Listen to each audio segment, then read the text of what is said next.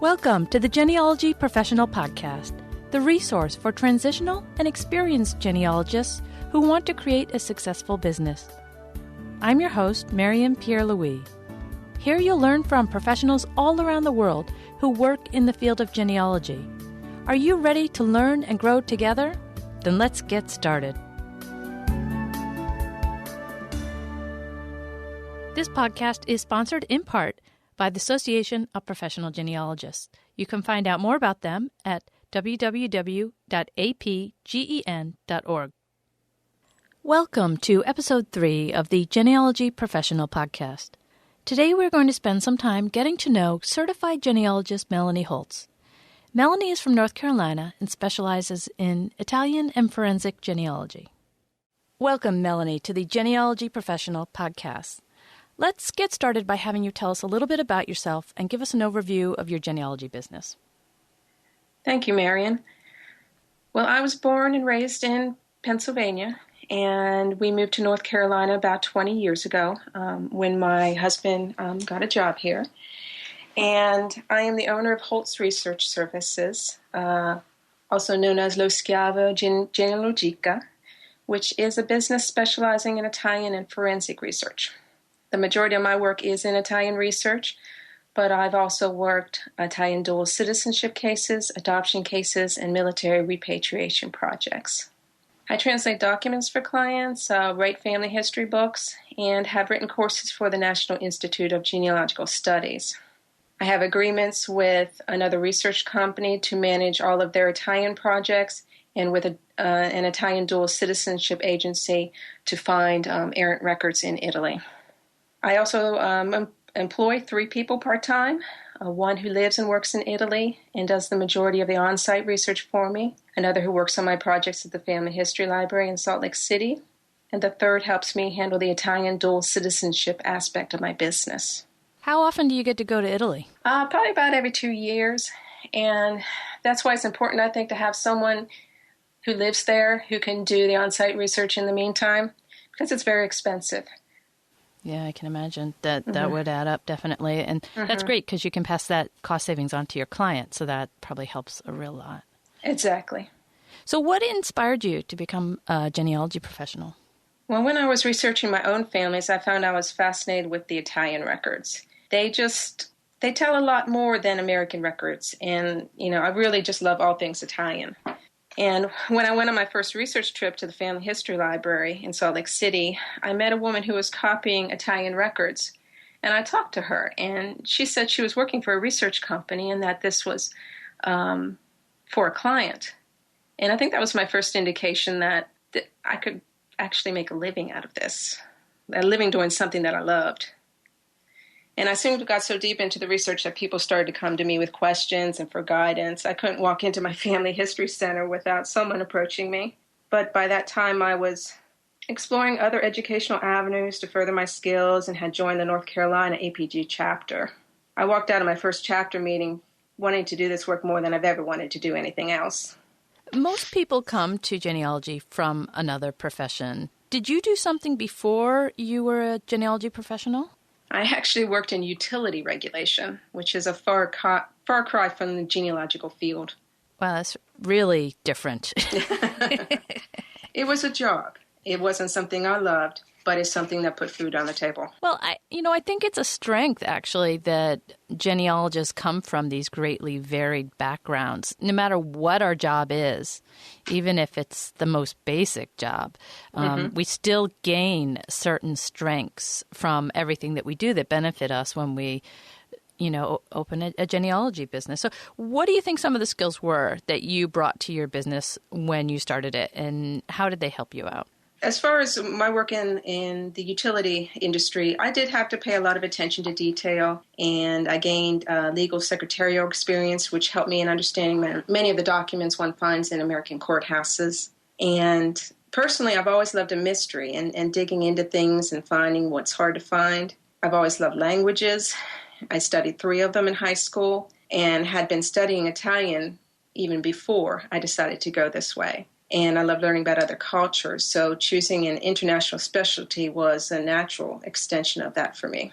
So what were the other languages that you studied in high school? French and Spanish. Do you German. do you find that you get to use them at all in your research, maybe at least with documents? The French, yes, because I've worked in French areas that were previously Italian areas, so I've had to, remember and bone up on the French that I learned in high school. What skills did you lack when you started your business? Because it's a whole nother ballgame when you go into business for yourself and you have to suddenly do everything. So what skills did you lack and how did you overcome that? The biggest one for me is that I knew very little Italian. I knew the basics. And because it had been 15 years since high school, when I started this. So what I had learned previously was far back in my memory. And that did have to be rectified before I could feel comfortable with taking clients. I had to have at least a reading proficiency in the Italian records before I could take clients with any confidence. And I continued to study the language, and I probably always will. So did you enroll in a local university course or something to do that? I've taken online courses with local universities as well as with other language learning businesses. Well, they do have those. I have never tried this, but they have these great programs. I know my library offers it, these online language learning things. Is that one of the things that you did? Yes, and I've also studied with Cyber Italian. That's one business who teaches online and just, individually. And with Italy, it's such a diverse country because it was formed from so many city-states, and there's so many dialects that can also creep into it. It's not all in Italian. And I've had to build a reference library of good dialectical dictionaries and continually, build a database of words that are no longer in use for the next time I encounter them, because there's also a lot of words in Italian, especially occupational type of things, that they have changed the word they use for those occupations over the years. Just like in English. Mm-hmm. Exactly. What was the hardest part of starting a genealogy business? I think for me it was balancing family responsibilities and working long hours to learn everything I needed to while I prepared my BCG portfolio. My daughter was very young when I started. I've had some medical problems myself, and trying to balance two different jobs, that was difficult. And you have to have a desire to work through the obstacles, because you often go to bed long after you should, until you get your business up and running. But I think that's a phase all professional genealogists go through when they're working another job and doing this work on the side. You just have to build your skills and your client base slowly.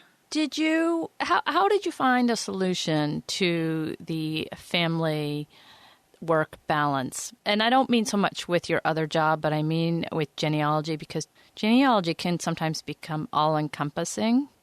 And I think especially early on, we don't set the boundaries that we need to. Was that a struggle for you? And how did you sort of deal with that? Yeah, it is a struggle. And I think in some ways it still is a struggle, when you have young children who want to interrupt the work, especially when you start working at home full time and they're home from school and, they want to interrupt you, 10 times in an hour. And I'm moving my mind between two different languages. That's just not easy to do. So, I've had to come to an understanding with my daughter that, there are certain times you come to mommy with all 10 things that you wanted to talk about, and at that time I'll handle everything, because I can't move my mind between different languages, that quickly. Can you share a story of an obstacle that you encountered early in your career and how you worked around it? Something, business specific. Business specific, I'm not sure about that. Mine is more personal. Okay, go ahead with that then. Okay. I have a chronic medical problem, so I had to learn how to balance working so many hours and the energy that I had left and my medical issues. So I had to be realistic with myself as how much I could accomplish and not let my driven personality, make myself sick, make my medical problems worse. And so how did you sit yourself down and say, Melanie, I know you really want to do this, but we're going to take smaller projects. I mean, did you create a little system for yourself, or did you set ideal clients that would fit better with helping you manage this? How did you sort of solve that? Well, the first two. I did sit myself down and be realistic with myself. And I also had to look at my priorities. I had a young child, and to me, she is a priority, even though I love this work. So the most of my work was done after she goes to bed, when I was juggling two jobs. And I had to set myself a bedtime. And if it didn't get done, then, what needed to be done, then the project got extended with the clients.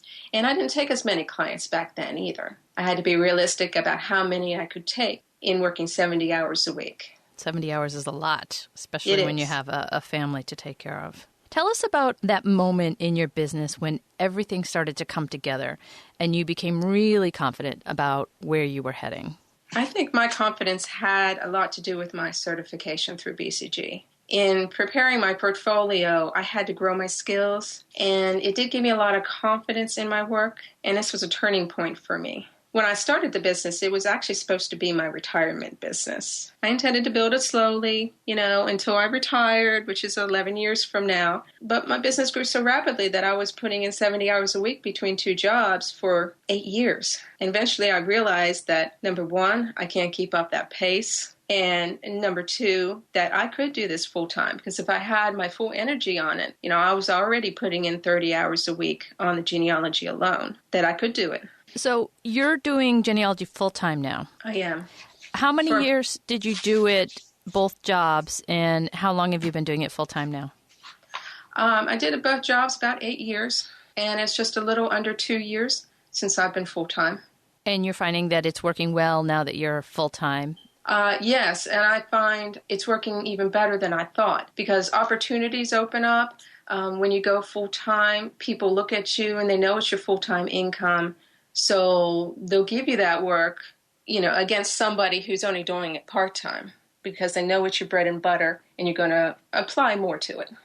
And I wonder if experience is also a factor.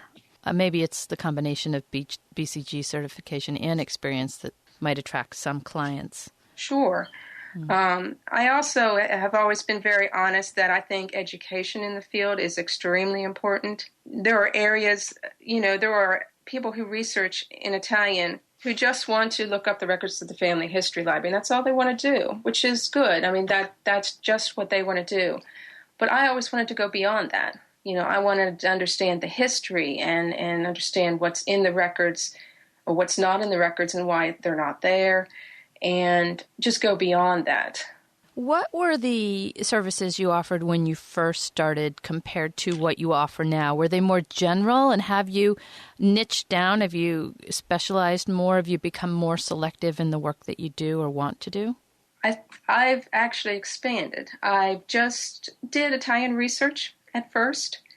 And then as my writing skills grew, I started to do more in the forensic research, in the dual citizenship, adoption cases, and I've worked in military repatriation cases. But when I went full-time, you had to think about other revenue streams.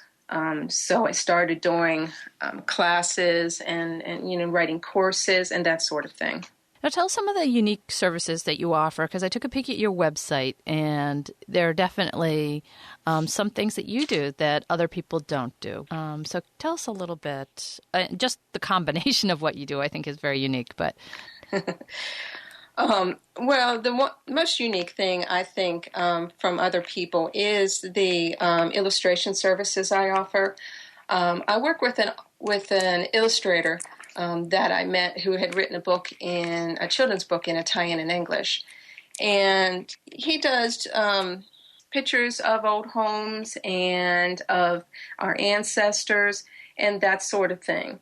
And we work together, and, I get a portion of the money that comes in, and he does the artwork for people.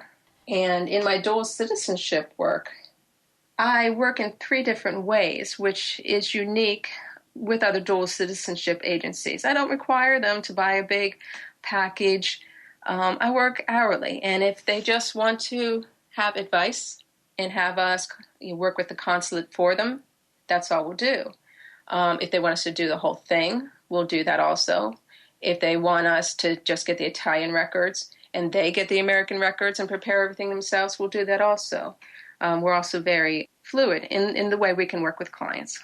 Is the Italian work and this dual citizenship work, is that the bulk of your practice? No, I'd say that's about a quarter. Okay. %. The Italian research is about half. And then I do other things like writing, and I'm just finishing my first very large family history book, and I've written courses.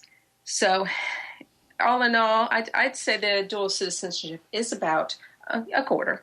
What about forensic? You have forensic services listed on your website. Is that something you've gotten into more recently? And, what's the attraction for you? What draws you to that area? As far as the forensic part of my business, I focused on the dual citizenship, and I've worked at a few adoption cases, and I've worked with the U.S. Army in military repatriation cases. Those are the aspects of forensic research that I work with. Okay, this is going to be a learning process for me as I'm talking to different genealogists on this podcast because I don't know a lot about forensics. So hopefully the audience and myself are going to learn from people like you who are going to gently teach us about this with each interview. So I really appreciate you stopping just to tell us a little bit about the forensics. Sure. What has been the most challenging aspect of being a genealogy professional from a business point of view? I think when you are working full-time and working at home, you have to have a lot of self-discipline. I'm at my desk at 8 a.m. every morning and dressed as if I'm leaving the house to go to work. Dressing professional, it helps me project myself professionally, even if no one sees me but the dog. And I find it to be challenging at times to motivate and manage employees and to juggle multiple projects without driving myself crazy. That's great. I think discipline is so key. I do exactly the same thing. And I don't get dressed to go out, but I have a very strict routine that I follow. Melanie, based on your current niche, how did you educate yourself so that you would become expert in the subject? The majority of my education came from working with the records. I read all available reference books on Italian research, but at that time there really wasn't that much out there. And so I studied methodology. I went to conferences. I was in the first ProGen class. And I read, and still do, nearly all posts on the APG members list and the transitional genealogist list. And when I joined the North Carolina APG chapter, June Delalio is another Italian researcher, and she guided me at certain points as I tried to understand the records and as I worked on my BCG portfolio. And becoming certified was perhaps my biggest learning experience. Not only did I have to learn Italian research in more detail, I had to improve my writing, learn methodology, learn to format genealogical compilations, and give myself a solid underpinning in American research. When you choose an international specialty, you not only have to learn the research in your country of residence, you also have to learn the research internationally, which has its own special ways of doing things. Additionally, there's the language barrier, and it's perhaps the hardest way to go, but it's important that you love what you do because it can be difficult. Was June your mentor? I'd say she mentored me, a little bit, as far as it was never a formal agreement. Mm-hmm. But she did guide me, especially as I prepared my portfolio. Because you had mentioned mentors earlier, and I was just kind of wondering how the mentor-mentee relationship was established. Most it's not anything said, except for my current mentor. He's a businessman, and he saw something in me, and he asked if he could do this for me. Most times it's not something said, it's just help that you get at certain times. Well, that's very lucky that a business person approached you and offered to help you. I think people really struggle with, I'd like to have a mentor, but I'm not really sure how to get one. And funny enough, I think people oftentimes have mentors and they don't even realize it in that sort of informal relationships that you develop at APG. Right, exactly. But that's terrific that you actually had somebody from the business world who wanted to mentor you, and then that I could just see that really helping your business immensely. It does. And, he was a client. So it's not like he just chose me out of the blue. He saw my work. And he saw that I had more potential to do more than I was doing. And that's why he approached me about that. As far as those within the genealogical community, there are certain people who respond to every one of my questions on the transitional list and the APG members list. They're always there to answer the question. And in that way, they mentor me. Exactly. It's like Elizabeth Schoen Mills. She's not perhaps maybe a specific mentor to somebody, but she's a mentor for all of us because of how she gives to the community through the lists and all the other areas. So exactly. Yeah. Great. How do you balance paid work versus volunteering? I think you have to be honest with yourself and learn to say no. In the first years of my business, I took on too many volunteer activities, as we all do. But I did need that experience. And I now focused on just one or two institutions and often hold multiple roles within them. For example, I hold 3 roles now with APG. I'm on the board, I'm on the Professional Development Committee, and I'm on the board of my local chapter. And you said you are involved with another organization as well? Not at this time. Oh, okay. Yeah, well, that sounds like plenty. What is the most fun project that you've ever worked on that you can actually share with us? I worked a large project on the island of Corsica, and I found it fascinating, the history and the people. They have a rich history, and the records are in Italian and French depending on the time period, so I got to use 2 different language skills in that work. Oh, that's pretty neat. And did you say you actually got to go there? No, I actually sent my employee there twice. I wish I could have gone there, but it was really interesting. I had to learn a lot about the island and its people because they're very different from anywhere else in France. That must be the hardest part of your job, deciding, should I go there myself or should I send my Italian employee?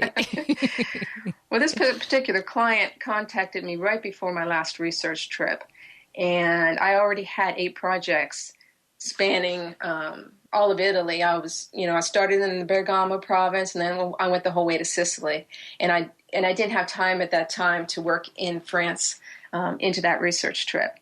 So I just worked with my employee who lives in Italy, and he went twice, and we eventually found over 500 years worth of records on this client's family. Wow, that's wonderful. It sounds like you have a really good rapport and good system worked out with this person in Italy, and I think that really adds strength to your business. That's an asset, that relationship that you've built, that working relationship. So it sure does. And on that, I wanted to say he contacted me. And so don't blow off people who contact you wanting work. See if they're actually going to be useful. I started to give him small projects. And then as I saw that he did have skills, when I went to Italy this last time, I met him in a certain town for a client project, and I let him run with it. And I just sat back and watched. And after seeing what he could do, I saw that he could handle more. And at that point, then, I asked him to actually become an employee and to actually work for us. And I think that's important that we keep ourselves open to opportunities like that. That's so neat that you were able to actually see him in action, watch him work, that you were able to gain that confidence and then take it to the next level of your working relationships. That's pretty cool. Let's take a quick break to hear a message from the Association of Professional Genealogists. Hello, this is Kimberly Powell, President-elect of the Association of Professional Genealogists. APG is an international membership organization dedicated to supporting all individuals in the business of genealogy, whether you're an archivist, librarian, educator, writer, or researcher.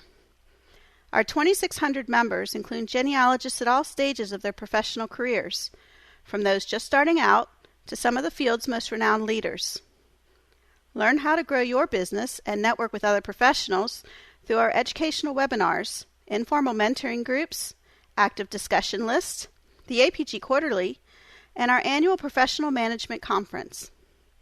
Visit us online at apgen.org to learn how we can help you on your professional journey and how you can help us advance public awareness and understanding of the profession of genealogy. All right, we are going to head into the lightning round. This is where I am going to bombard you with a bunch of questions, and you're going to come back with answers that are going to provide great advice for the genealogical community. Are you ready, Melanie? I'm ready. All right. What was the one thing that you were most afraid of in starting your business? I didn't have a lot of fears in the beginning, except for the fear of not meeting professional standards when I started taking clients. Although I was terribly afraid to go into my first North Carolina APG meeting. I just thought everyone there was so intimidating to me. But when I went full-time, there was more fear of quitting my other job and taking the risk of going for full-time in this type of economy. But, I gave it a lot of thought, and my husband and I sat down and ran the numbers, and we discussed it down to the last detail. And I think it's really important that your partner is 100% on board with your decision because it affects the whole family. Your husband isn't an accountant, is he? Yes. Yes, it is. It's very handy when that works out that way. Well, to him, it's all about spreadsheets. Yeah. So, when we started talking about this, he said, I will create a spreadsheet. And so, we sat down and we discussed the numbers and, So his accountancy skills is important in my business. And he also does my taxes and, he does my accounting for the business. Well, it's great that you have somebody to look after the numbers. Wonderful. Yes. What is the best advice you've ever received? I've received a lot of great advice over the years from colleagues and mentors, and I continue to be mentored as I build my business even further. But I think one particular piece of advice stands out that Albie Davidson gave at an APG roundtable a few years ago and really resonated with me. He said to use subcontractors to do portions of the work and don't try to do it all yourself, or you'll drive yourself crazy and you won't have a life outside of this work. I had never considered that at that point. This resonated with me even to the point of not just using subcontractors, but building the business large enough to encompass employees. Therefore, being able to work more projects at a time and bringing in more income. I've never seen my business as a one-woman show. Each one of my employees brings their unique skills to the business, and the business is stronger for them. What is one specific action listeners can take in the next 24 hours to help them transition into a genealogy career? It's important to make an honest assessment of your ability and not just your desire to do this, taking into consideration all the factors like your finances and family situations.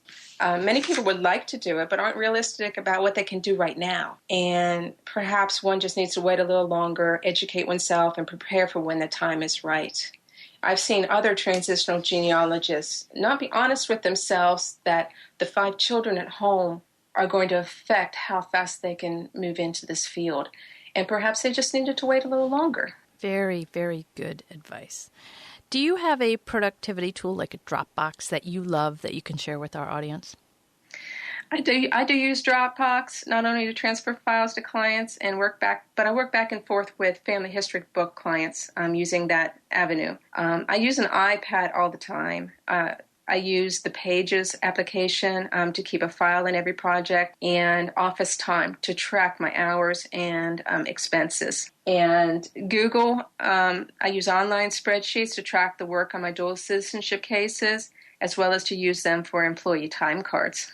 Now, I noticed that you have a presence on Facebook, at least a personal Facebook page, and on LinkedIn. You have a blog, and you're on G+. I didn't find anything for you on Twitter, but it doesn't mean that you're not there. What is your preferred social media channel for engaging with potential clients or with colleagues? For engaging with clients, I like LinkedIn. It's just a more professional application. I engage with colleagues on Facebook more. We're more personal with each other on Facebook, and we not only find the professional aspect of things, but we find out, whose husband died and, things like that we can support each other in times like that. Do you have a professional Facebook page for your business? I don't. I've left Facebook as something that is just mainly for colleagues. Mm-hmm. I think my website is for the clients, and so is my LinkedIn page. If you can recommend one book, and it can be any type of book, genealogy book, business book, completely unrelated to either of those, what would that book be? The BCG Standards Manual and professional genealogy. I think they're essential no matter what aspect of genealogy you're going into or whether you want to be certified. Just learning the standards and learning the different ways that you can make a living in this business. Both books are essential. Right, here's a hypothetical scenario for you. I'm going to change this for you, okay? So instead of saying you have to move across the country, you have to move to another country. You don't know anyone, and you're not familiar with the research or the record groups in that new location. This can even be Italy, What are you going to do in your first month to hit the ground running and start a new genealogy business? Well, when you're working in an international specialty, this is not an issue. I can work from anywhere. I could work from Bolivia as long as there's an internet connection because my research is not locally directed. If I would move to Italy, all the better, At least I could directly go to archives that are local to me. So what would you do? I mean, there's practical things that you have to do when you go to a new location. What would be some of the first steps that you would take to set up that business since all you need is that internet connection? What would you do to establish yourself in that new spot? The biggest thing I would need to do is transfer my microfilms from the Family History Center and bring my computer because most of my business is online. I would have to transfer my phone line, perhaps get a new phone number, do that sort of thing, put that on the website, put that on the LinkedIn page, those sorts of things. But like I said, when you work international specialty, it's not a big issue. You don't have to learn a whole new way of researching. You can take your research with you. That's great. Location independent. Yes. Give our audience one parting piece of advice and then tell us how we can get in contact with you. Don't spend too long educating yourself. There are some people, I think, who take too long to pull the trigger. You never think you know enough. But the first time you take a client, that will show you what you need to work on, and that pressure makes you rise to the challenge. It's not going to be easy, but it can be done, and it is worth it in the end. And how can we get a hold of you? What's your website address? Okay. My website is www.holtzresearch.com. That's HOLTZ. And my email is Melanie, MELANIE, @holtzresearch.com. And I can also be reached by phone at 919-889-3581. And just for our audience, that is a North Carolina number, so... Yes, it is. And it's a business cell phone. I don't maintain a landline, so, I can answer calls from anywhere. Great. Excellent. Well, Melanie, thank you so much for being on the Genealogy Professional Podcast today. It's been wonderful having you on the show. Thank you, Mary, and I appreciate the opportunity. We covered lots of great information in that interview with Melanie Holtz. We talked about doing international research and forensic genealogy and what it takes to transition from part-time genealogy to full-time genealogy. I mean, that was fascinating to listen to how Melanie did her transition. Now, I'm not going to let you away without an action item. I have to give you some food for thought. And what I'd like to focus in on for this is what Melanie was saying about learning to prioritize her work and to balancing her life. So I'd like you to make an assessment of everything going on in your life. What's going on in your home life? What's going on with your family life, your work life? What are all the demands on your time? What are all the limitations on your time? How are you going to balance that with this genealogy career that you're trying to transition into? Write it down on paper if you have to. But just like Melanie did, you're going to need to prioritize and need to make some important decisions about what you can realistically do. You don't want to get in over your head. You want this to be a smooth transition where you grow and where you're respecting the time, not only your own time, but the time that you value with your family and at work and all the other aspects of your life. So make a list, figure out what limitations you have on your time, what priorities you have on your time, whether it's kids or other activities that you need to do or work, and figure out how much time can you realistically spend on genealogy as you're transitioning into this new career, and then make accommodations so that you do not take on too much work and get overwhelmed. That should do it for this week. I hope you enjoyed this interview. Thank you so much for stopping by. I just think this is a great opportunity for all of us to learn. I know with every interview I'm learning a lot. Until next week, so long.